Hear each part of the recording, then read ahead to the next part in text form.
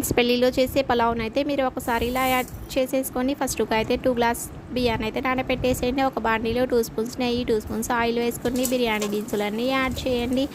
ఉల్లిగడ్డలను అయితే 2 యాడ్ చేసుకోండి.